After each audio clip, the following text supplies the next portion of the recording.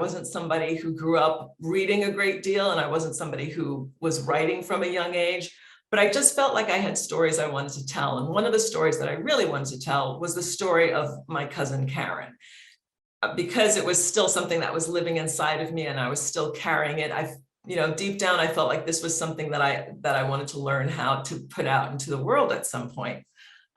So I started to think about becoming a writer, and I began experimenting with many different mediums of writing. I tried, journalism for a while, but was not very good at that. It wasn't really well suited, or my personality wasn't really well suited to that in terms of, really digging for answers and probing with people. I'm a bit more of an introvert than that.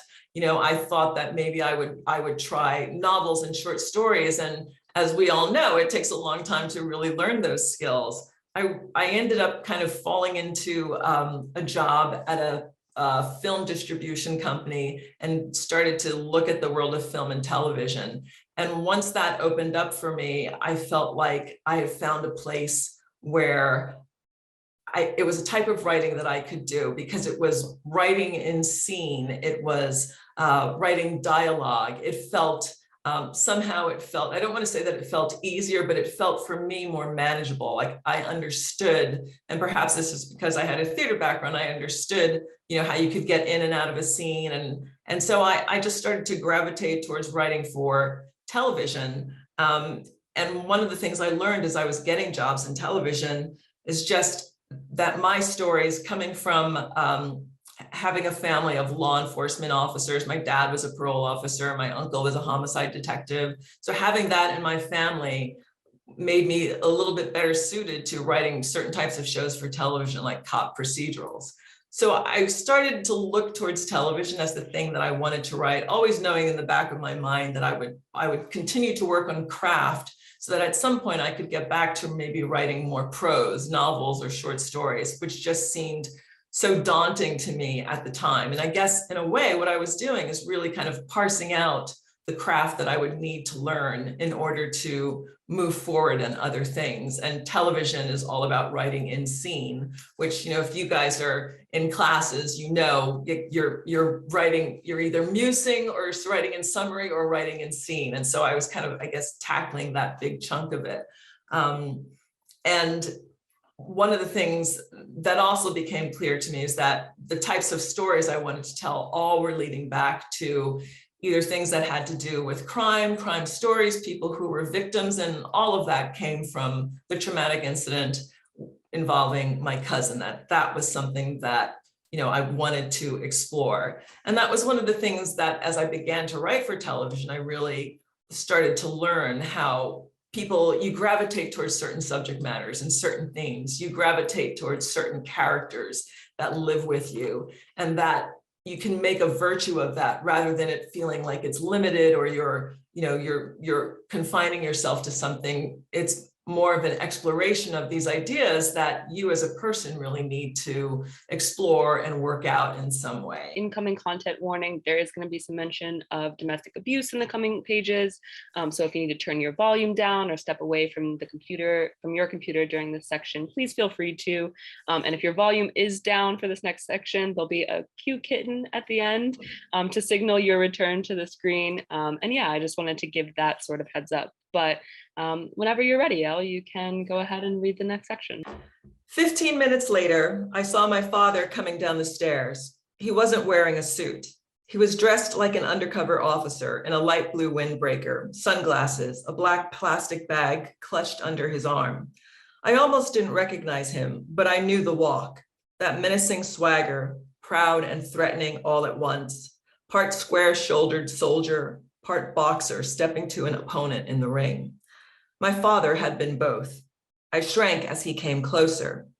"Daddy," I started. He shifted the plastic bag from his right hand to his left and slapped me hard and fast across my face.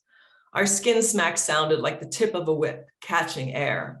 My hand flew to my cheek, my face stung with shame and salty tears. A train pulled into the station. The doors opened. My father said, "Come on, we're going home." He grabbed my elbow and pulled me on board. I crumpled onto the hard plastic seat. "Didn't I tell you where to stand?" I nodded. Do you know where we're supposed to meet? I thought I said yes, but the word didn't make a sound. Speak up when I ask you a question, he shouted. The passengers around us looked away, quickly busying themselves with other things. I couldn't bear to meet my father's angry gaze. I closed my eyes, lifted my chin, and said loud enough for everyone to hear, "Yes, Daddy."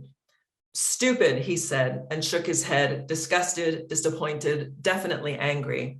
We didn't speak the rest of the way home. My father stared straight ahead. I was afraid of what he might do. To me, to my mother, if she tried to defend me from making a mistake, if they got into a fight. My mother made excuses for what my father had done. It only happened 6 times, she always said. I remembered only 3, though not completely. Flashes would come back to me in snippets, like the images of vampires and ghosts or scenes from horror movies I'd watched through the fingers of my hand covering my face. It always happened at night.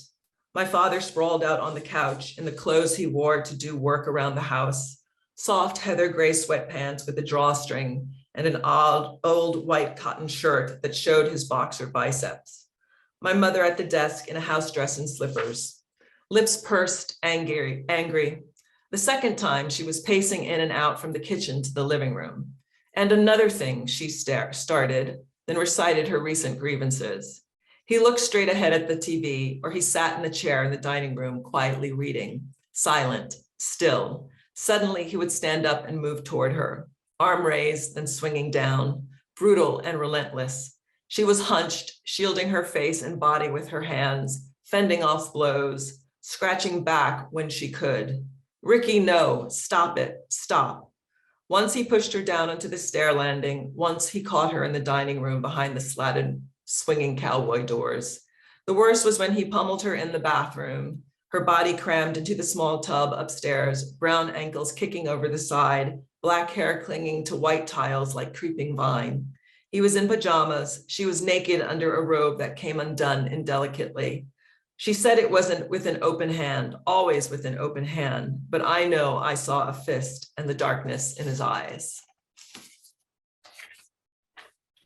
Thank you for that, Elle. Your writing is so powerful. And also, if you hear me or can see me, you may return to the workshop now if you so feel comfortable. And we're going to go into our first writing exercise. And we're going to write for about 7 minutes.